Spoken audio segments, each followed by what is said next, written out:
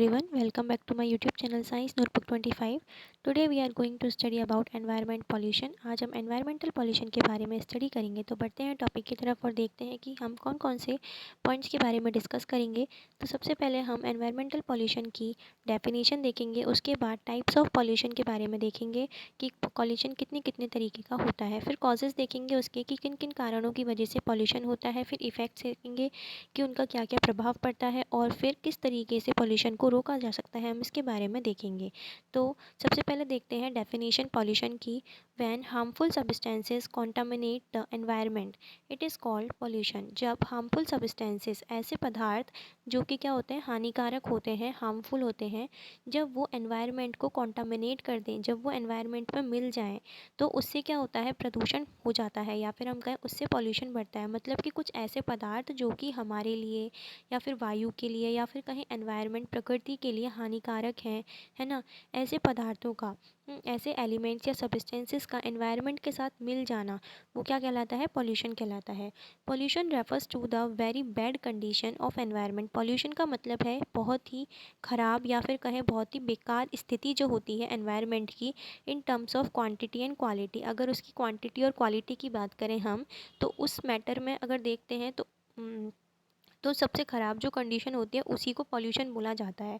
ठीक है। Suppose air की अगर हम बात करें, तो एयर के अंदर अगर गैसेस की जो मात्रा है ना, जो हार्मफुल गैसेस हैं वो इंक्रीज़ हो जाती है, तो वो क्या हो जाएगा, एयर पॉल्यूशन हो जाएगा। उसी प्रकार से पानी के अंदर या फिर वेस्ट मटेरियल का इंक्रीज़ हो जाना, है ना, पॉल्यूटेंट्स का इंक्रीज़ हो जाना, तो ये सब क्या होते हैं, पॉल्यूशन का ही कारण होते हैं।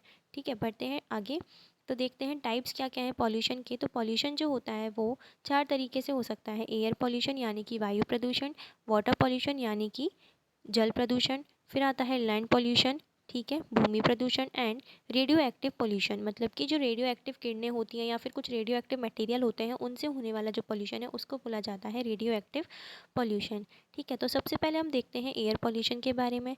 Addition of harmful chemicals to the atmosphere. मतलब कि कुछ हार्मफुल केमिकल्स का एटमॉस्फेयर में, मतलब वातावरण जो है उसके अंदर मिल जाना। हार्मफुल केमिकल्स क्या क्या हो सकते हैं, जैसे कि कुछ फैक्ट्रीज़ होती हैं, जैसे इस डायग्राम में दिखाया हुआ है कि बहुत सारी फैक्ट्रीज़ होती हैं, इंडस्ट्रीज़ होती हैं, उनसे निकलने, उनके अंदर क्या होता है, केमिकल फैक्ट्रीज़ होती हैं, तो उनसे क्या है, काफ़ी सारे जो स्मोक है ना, वो क्या होता है, रिलीज़ होता है इन द एयर। एयर के अंदर ये क्या है, बहुत सारा स्मोक कहें तो ये क्या होगा, रिलीज़ हो रहा है।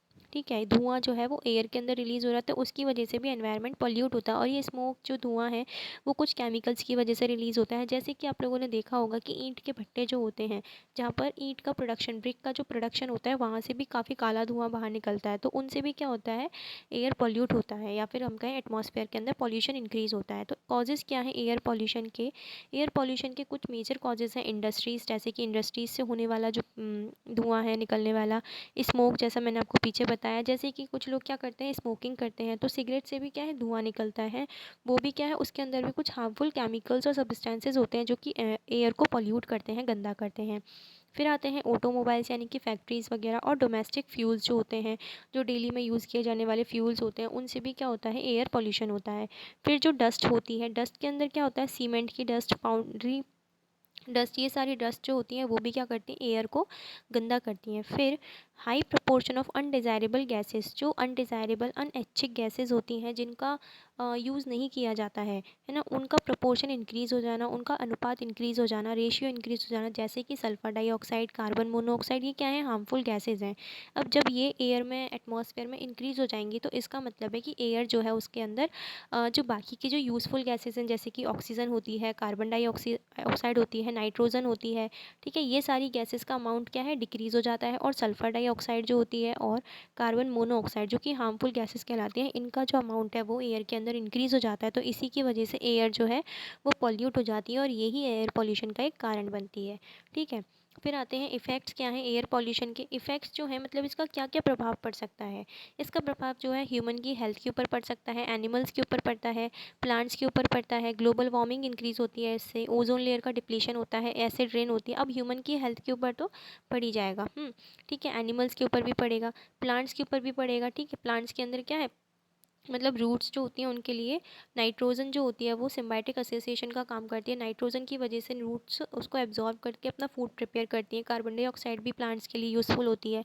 उसी प्रकार से प्लांट्स जो होते हैं तभी कार्बन डाइऑक्साइड का यूज़ करके ऑक्सीजन रिलीज़ करते हैं, तब वो जो ऑक्सीजन होती है वो ह्यूमन की हेल्थ के लिए ज़रूरी होती है। अब जो ये दूसरी गैसेज हैं इनके इंक्रीज़ होने की वजह से क्या होगा, इनका जो अमाउंट है वो डिक्रीज़ हो जाएगा। तो ये क्या है, इनडायरेक्टली ह्यूमन, प्लांट्स, एनिमल्स की हेल्थ को भी अफेक्ट करते हैं। फिर आते हैं global warming. Global warming increase होती है। इन ग्लोबल वार्मिंग के लिए जो मेजर गैसेस हैं वो कौन कौन सी हैं, सल्फर डाइऑक्साइड और कार्बन मोनोऑक्साइड।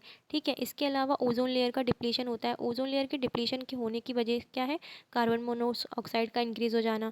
ठीक है, अब इसकी वजह से क्या है, ओजोन लेयर अगर डिप्लीट हो जाएगी, जो ओजोन लेयर पाई जाती है हमारे एटमॉस्फेयर के अंदर, तो वो क्या करती है, हमारी अर्थ पे एटमॉस्फेयर को सूर्य की किरणों से बचाती है। अब ये ओजोन लेयर ही डिप्लीट हो गई, मतलब ये धीरे धीरे करके ख़त्म हो रही है, तो ये सूर्य की किरणें क्या है, डायरेक्ट पृथ्वी पर पड़ती हैं।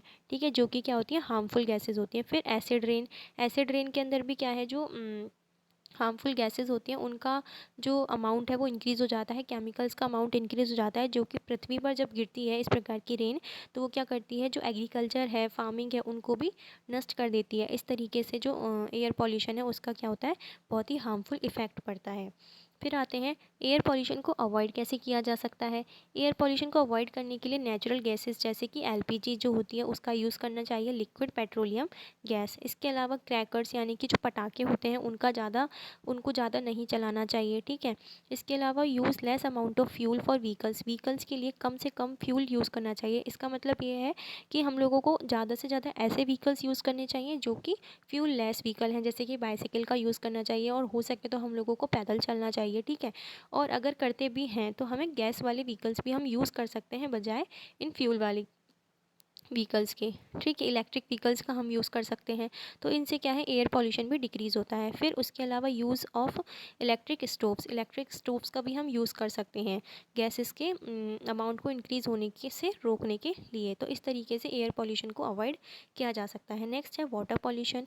वाटर पॉल्यूशन क्या होता है, जल प्रदूषण। कोई भी फिजिकल चेंज जो होते हैं, जैसे कि फिजिकल चेंज क्या, टेम्परेचर, ऑक्सीजन, है ना, केमिकल चेंजेस जैसे कि मरकरी, और बायोलॉजिकल जो होते हैं जैसे कि disease, sewage, change to water. ये क्या हो जाते हैं, इस प्रकार के जो चेंजेस होते हैं वो जब वाटर में हो जाते हैं तो वाटर क्या होता है, पॉल्यूट हो जाता है, that adversely affect it's use. जो कि क्या करता है, जो ह्यूमन बींग्स या फिर जो लिविंग बींग्स होते हैं उनके द्वारा इसके यूज़ को क्या करता है, बहुत ही ज़्यादा प्रभावित करता है।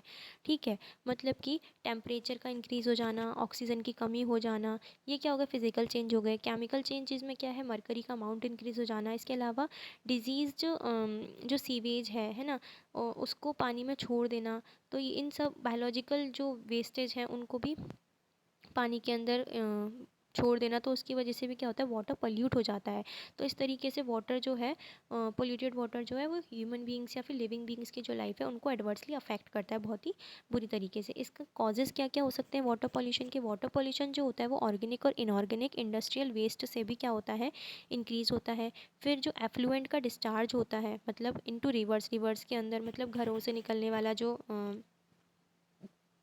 गंदा पानी होता है, वेस्ट होता है, वो भी क्या करते हैं, नदियों में छोड़ दिया जाता है, तो उसकी वजह से भी वाटर जो है वो पॉल्यूट होता है। फिर washing clothes in reverse and bathing animals. फिर क्या होते हैं कि जो गांव में रहने वाले लोग होते हैं वो क्या करते हैं कि अपने कपड़ों को धोने के लिए नदियों पर जाते हैं, तो फिर वहाँ पर क्या करते हैं, वो गंदगी जो होती है उन कपड़ों से निकलने वाली, और जो सोप का यूज़ वो करते हैं, तो उनकी वजह से केमिकल्स भी इंक्रीज़ हो जाते हैं रिवर के अंदर, रिवर वाटर के अंदर।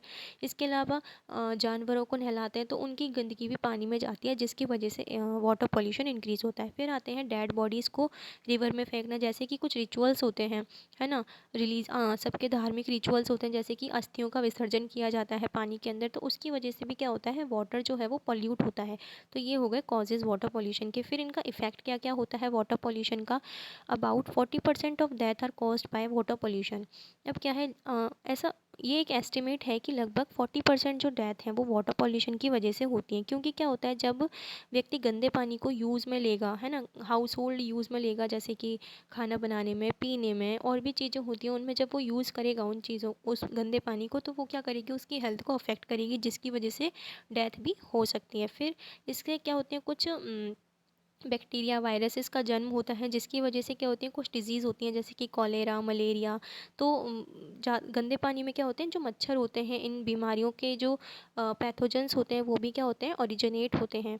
ठीक है, तो इसकी वजह से डिजीज़ हो सकती है। इसके अलावा टाइफाइड जैसी डिजीज़ भी हो सकती है स्प्रेड ड्यूरिंग रेनी सीज़न, और ये बीमारी कब होती है, रेनी सीज़न के दौरान होती है। उस टाइम पे क्या होता है, टाइफाइड का जो मच्छर है वो भी पनपते हैं इस गंदे पानी के अंदर। फिर आते हैं एक्वेटिक लाइफ भी डिस्ट्रॉय हो जाती है। अब वाटर पॉल्यूट होगा तो इसका मतलब ये नहीं है कि ये सिर्फ ह्यूमन बींग्स या फिर लिविंग बींग्स जो धरती पर रहते हैं सिर्फ उन्हीं के लिए क्या है, हार्मफुल है। पानी के अंदर भी कुछ लाइफ होती है, फिशेस होती हैं, प्लैंक्टॉन्स होते हैं। इसके अलावा कुछ दूसरे भी उसके अंदर क्या होते हैं, हाइड्रोफाइट्स होते हैं, जू प्लैंक्टन्स होते हैं। ठीक है, मतलब पेड़ पौधे भी होते हैं और जानवर भी होते हैं। तो ये जो गंदा पानी है वो उस एक्वेटिक लाइफ को भी क्या करता है, अफेक्ट करता है और उसको डिस्ट्रॉय कर देता है। ठीक है, फिर हम वाटर पॉल्यूशन को किस तरीके से अवॉइड कर सकते हैं, अब हम ये देखते हैं। River should not be used for washing clothes और बाथिंग एनिमल्स। रिवर जो है उसको हमें यूज़ नहीं करना चाहिए कपड़े धोने के लिए या फिर अपने जानवरों को नहलाने के लिए। इसके अलावा harvesting of rain water to meet water requirement, मतलब जो पानी की जो रिक्वायरमेंट है उसको पूरा करने के लिए क्या करना चाहिए, जो रेन वाटर होता है उसकी हार्वेस्टिंग करनी चाहिए, उसको यूज़ करना चाहिए और उसको इकट्ठा करना चाहिए जिससे कि उसको यूज़ में लिया जा सके। इसके अलावा the river must not be contaminated, जो रिवर का पानी होता है उसको गंदा नहीं करना चाहिए। इन river dead body should not be thrown, जो डेड बॉडीज़ होती हैं, जो अस्थियाँ होती हैं, जैसे कि हम अस्थियों का विसर्जन करते हैं, तो इस तरीके रिचुअल्स भी हमको जो पानी है उसके अंदर नहीं परफॉर्म करने चाहिए। इससे क्या होता है, वाटर जो है वो पॉल्यूट होता है और ये कॉज करता है वाटर पॉल्यूशन को। ठीक है, तो देखते हैं लैंड पॉल्यूशन। अब लैंड पॉल्यूशन क्या होता है, land pollution is the destruction of earth land surface, जो अर्थ का लैंड एरिया है ना, जहाँ पर हम लोग रहते हैं, उस एरिया का डिस्ट्रक्शन होना, उस एरिया को ख़त्म करना इस लैंड पॉल्यूशन, ऑफन डायरेक्टली और इनडायरेक्टली, या तो डायरेक्टली या फिर इनडायरेक्टली, जिसकी वजह से ह्यूमन एक्टिविटीज़ जो हैं और उनके जो मिसयूज़ हैं वो किसकी वजह से होते हैं, ये जो लैंड का डिस्ट्रक्शन होता है ह्यूमन एक्टिविटीज़ की वजह से। और जो लैंड के रिसोर्सेज हैं, लैंड पर पाए जाने वाले रिसोर्सेज हैं, उनका जब हम गलत तरीके से यूज़ करने लगते हैं तो उससे भी क्या होता है, लैंड का डिस्ट्रक्शन होता है और लैंड पॉल्यूशन कॉज होता है। फिर लैंड पॉल्यूशन के क्या क्या कारण हैं, इंडस्ट्रियल वेस्ट, इंडस्ट्रियों से निकलने वाला जो कचरा है वो फेंक दिया जाता है, जैसे कि इस पिक्चर में भी दिखाया हुआ है। फिर माइनिंग, इरोजन एंड क्वेरिंग, है ना, जो माइनिंग होती है, मतलब खदानें होती हैं, वहाँ से निकलने वाला जो वेस्ट है उसको भी ऐसे ही छोड़ दिया जाता है। इरोज़न, है ना, इरोज़न क्या, लैंड इरोज़न, सॉइल इरोज़न, इन सब चीज़ों की वजह से भी लैंड पॉल्यूशन कॉज होता है। फिर म्युनिसिपल जो सॉलिड वेस्ट है, जो म्युनिसिपल पार्ट जो वेस्ट होता है ना, जो सरकारी वेस्ट होता है उसको, या फिर हम कहें जो घरों से निकलने वाला जो वेस्ट है उसको भी किसी एक जगह पर जा कर के छोड़ दिया जाता है, तो इन चीज़ों से भी लैंड पॉल्यूशन कॉज होता है।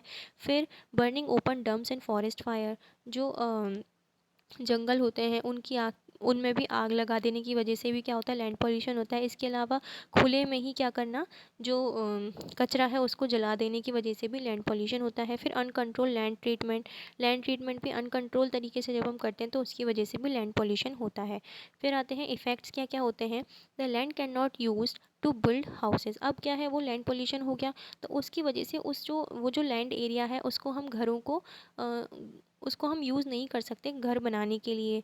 फिर man can not bee farming, farming में यूज़ नहीं किया जा सकता। इसके अलावा ground water will get affected, जो ग्राउंड वाटर है उसके नीचे पाया जाने वाला पानी है वो भी क्या होगा, अफेक्ट होगा कहीं ना कहीं। फिर डेथ होगी एनिमल्स की दैट इनहेबिट द लैंड, जो कि उस पृथ्वी पर रहते हैं या फिर उस जगह पर रहने वाले जो जानवर हैं उनकी भी क्या हो जाती है, मृत्यु हो जाती है। अब हम इसको अवॉइड कैसे कर सकते हैं या फिर रोक कैसे सकते हैं ये देखते हैं। तो more and more land should be brought under farming, कि हमको ज़्यादा से ज़्यादा जो लैंड एरिया है उसको हमें किस चीज़ में यूज़ करना चाहिए, फार्मिंग में यूज़ करना चाहिए, जिससे कि वो कैसी बनी रहे, उपजाऊ बनी रहे। ठीक है, प्रोडक्टिव बनी रहे, वो फील्ड जो है वो कैसी बनी रहे, प्रोडक्टिव बनी रहे। इसके अलावा ट्री शुड बी प्लांटेड, ज़्यादा से ज़्यादा क्या करने चाहिए, हमें पेड़ लगाने चाहिए, हर जगह लगाने चाहिए, जिससे क्या है, एयर भी अच्छी होगी, क्योंकि ज़्यादा से ज़्यादा ट्रीज़ होंगे तो जो एटमॉस्फेयर है उसके अंदर ऑक्सीजन का अमाउंट भी इंक्रीज़ होगा, which is very useful for humans and other animals. Waste water should be dispose immediately, जो वेस्ट वाटर होता है या फिर कहें वेस्ट मैटर होता है उसको तुरंत की तुरंत ही क्या कर देना चाहिए, डिस्पोज कर देना चाहिए। अवॉइड यूजिंग मोर फर्टिलाइज़र, ज़्यादा से ज़्यादा जो फर्टिलाइज़र्स हैं और पेस्टिसाइड्स हैं उनका यूज़ नहीं करना चाहिए। ठीक है, इसके अलावा जो नेचुरल फर्टिलाइज़र्स होते हैं उनका ही हमें यूज़ करना चाहिए। Integrated solid waste management, solid waste management को क्या करना चाहिए, इंटीग्रेट कर देना चाहिए।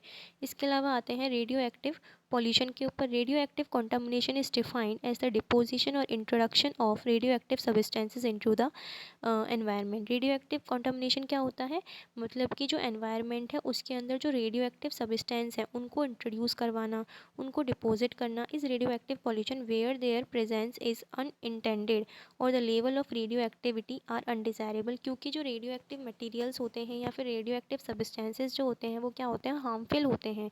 किस चीज़ के लिए, एनवायरनमेंट के लिए भी और लाइफ ह्यूमन या फिर कहें लिविंग बींग्स की लाइफ के लिए भी। और ये क्या होते हैं, अनडिज़ायरेबल सब्सटेंसेज होते हैं, तो इनका इंक्रीज़ हो जाना ही इस रेडियो एक्टिव पॉल्यूशन। ये किन किन कारणों से होता है, इसके क्या क्या कॉजेज़ है, अब हम ये देखते हैं। तो न्यूक्लियर पावर प्लांट जो होते हैं, जिसका एग्जांपल एक है कलपक्कम भी है, ठीक है, इनकी वजह से भी क्या होते हैं, जो रेडियो एक्टिव सब्सटेंसेज होते हैं वो भी क्या होते हैं, रिलीज़ होते हैं। तो उसकी वजह से क्या होता है, रेडियो एक्टिव पॉल्यूशन होता है। फिर यूरेनियम की जो माइनिंग है उनसे क्या होता है, यूरेनियम रिलीज़ होता है, तो उनसे भी रेडियो एक्टिव मटीरियल्स या फिर रेडियो एक्टिव जो सब्सटेंसेज होते हैं वो रिलीज़ होते हैं। न्यूक्लियर वेपन्स जैसे कि मिसाइल्स वगैरह जो होते हैं उनके यूज़ से भी क्या होता है, रेडियो एक्टिव पॉल्यूशन होता है। और न्यूक्लियर वेस्ट के डिस्पोजल से भी रेडियो एक्टिव पॉल्यूशन होता है। फिर इसका क्या क्या कारण, सॉरी, इसके क्या क्या प्रभाव होते हैं या फिर इफ़ेक्ट होते हैं। तो डिजीज़ जैसे कि इंक्लूड ब्लड इन कफ, है ना, जो कफ होता है उसके अंदर भी ब्लड आने लगता है या फिर ब्लीडिंग होने लगती है, तो उसको ऐसी भी डिजीज़ होने लगती हैं। फिर अल्सर होते हैं जैसे कि स्टमक अल्सर या फिर माउथ अल्सर। इसके अलावा जो बोन जॉइंट्स होते हैं, हड्डियों के जो जोड़ होते हैं उनके अंदर क्या आती है, स्वेलिंग आ जाती है। कैंसर जैसी बीमारियां होती हैं रेडियो एक्टिव सब्सटेंसेस की वजह से, जैसे कि lung cancer, skin cancer, blood cancer. क्योंकि ये क्या होते हैं, जब ये रेडियो एक्टिव सब्सटेंसेस और मटेरियल जब एयर में या एटमॉस्फेयर में रिलीज़ कर दिए जाते हैं तो हमारे द्वारा ये क्या कर लिए जाते हैं, हमारे द्वारा ये एक्सेप्ट कर लिए जाते हैं, हमारी बॉडी इनको एब्जॉर्ब कर लेती है। तो उसकी वजह से हमारी बॉडी के अंदर जा कर के क्या करते हैं, ये हार्मफुल डिजीज़ कॉज करते हैं, सच लाइक कैंसर। कैंसर के अंदर भी डिफरेंट डिफरेंट टाइप के कैंसर्स होते हैं, जैसे कि lung cancer, skin cancer, blood cancer, ये कॉज करते हैं। इसके अलावा आँखों के अंदर भी ये, आइज़ के अंदर भी ये प्रॉब्लम कॉज करते हैं। ठीक है, इसको किस तरीके से रोका जा सकता है ये देखेंगे। तो इसको रोकने के लिए हमें क्या करना चाहिए, avoid constructing nuclear power plant. जो न्यूक्लियर पावर प्लांट होते हैं, एक तो उनको मतलब खुले में लगाने में क्या करना चाहिए, रोक लगा देनी चाहिए। इसके अलावा हमें उनको एक ऐसे एरिया में लगाने चाहिए जहाँ पर क्या है, कम से कम लाइफ रह रही हो। इसके अलावा हमें न्यूक्लियर वेपन्स का यूज़ भी अवॉइड करना चाहिए, बहुत ही कम यूज़ करना चाहिए। When there is a very important या फिर बहुत ही ज़्यादा नीड है तभी इन चीज़ों को यूज़ करना चाहिए। इसके अलावा है proper treatment of nuclear waste. जो न्यूक्लियर वेस्ट होता है उनको अच्छी तरीके से ट्रीटमेंट करना चाहिए, मतलब उनको अच्छी तरीके से डिस्पोज ऑफ करना चाहिए। इसके अलावा जो माइनिंग है यूरेनियम की, उसको भी कम से कम करना चाहिए या फिर उसको अवॉइड ही करना चाहिए। Thank you. अगर आपको वीडियो अच्छा लगा हो तो वीडियो को लाइक करें, कमेंट करें, शेयर करें और हमें कमेंट करके बताएं कि आप नेक्स्ट वीडियो किस टॉपिक पर देखना चाहेंगे। And please subscribe our channel. Okay, मिलते हैं नेक्स्ट वीडियो में।